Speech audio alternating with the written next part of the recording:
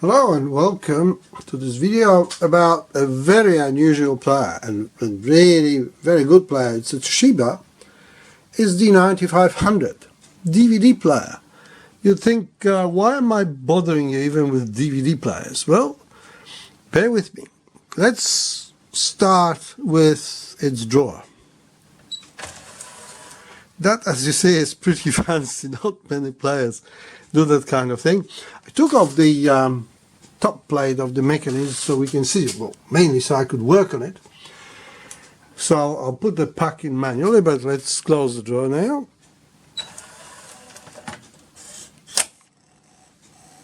Okay.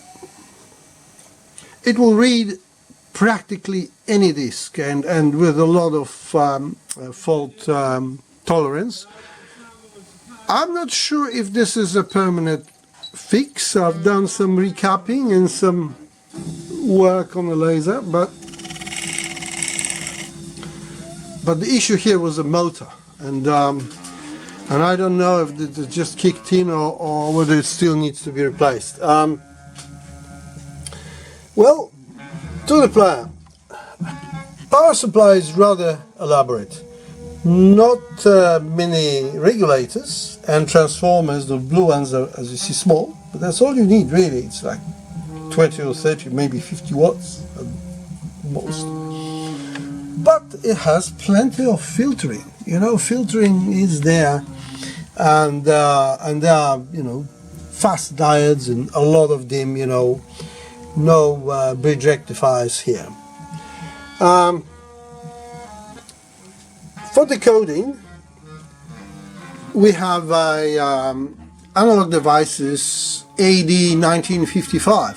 These are, as you see, used in AccuPhase, Advanced Acoustics, Audio Analog, Berkeley, Audio, you know, some Canary, Emotiva. It's a sort of mid-range thing, but it's esoteric.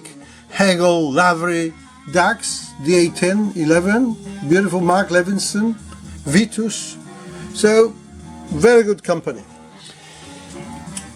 Other than that, and that's why we're listening to that music, you can see it's an HDCD. I don't know if it will focus there properly, but there is an HDCD sign, and that's what they advertise here.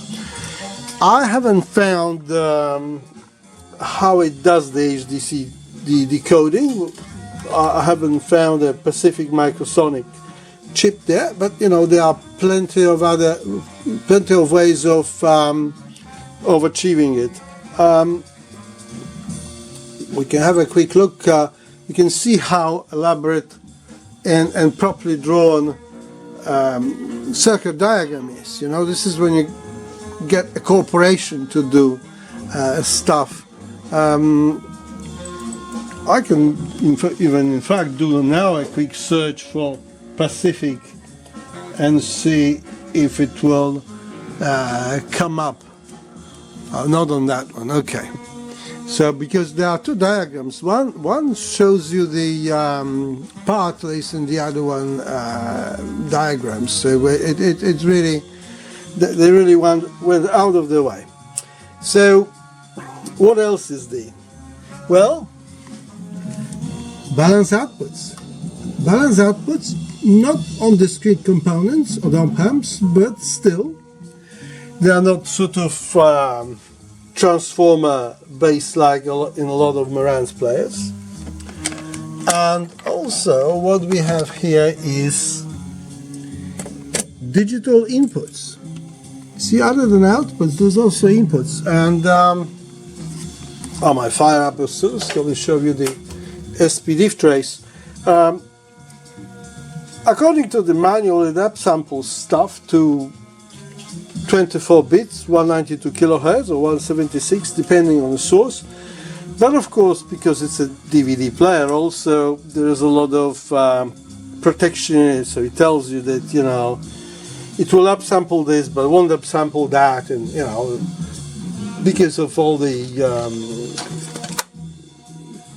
legal issues that it has. So there it is. I've hooked up, as you can see, pretty good SPDIF trace, you know, pretty square.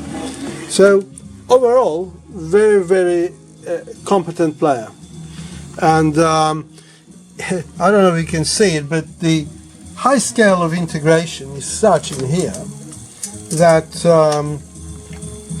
the traces are like on the computer board, and some components you can hardly see them through magnifying glass. It's just incredible. I mean, if that goes, it will be very, very difficult to do something. I mean, I've replaced some of the capacitors there and on the